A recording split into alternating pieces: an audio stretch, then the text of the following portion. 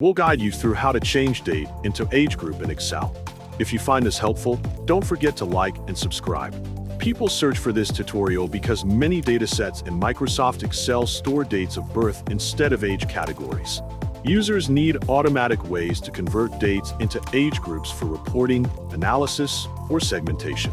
To begin this tutorial, open Microsoft Excel on your computer or laptop and wait until the Excel Start screen fully appears before continuing to the next action. Open the workbook that contains the date of birth data so you can work with the correct file. Make sure the worksheet with the dates is visible and clearly displayed. Identify the column that contains the date values and confirm the dates are formatted correctly as date to avoid calculation errors.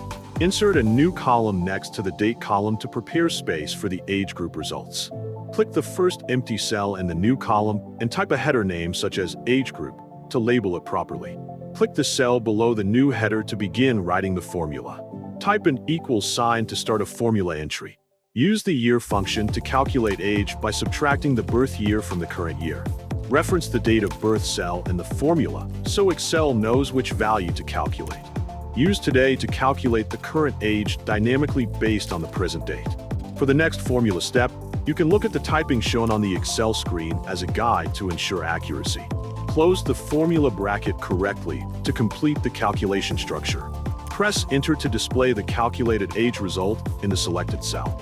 Drag the fill handle down to copy the formula to other rows so all records are calculated automatically.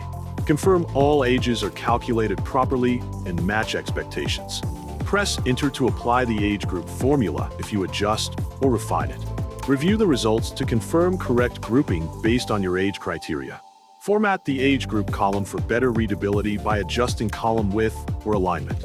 Save your Excel file after completing the age grouping setup.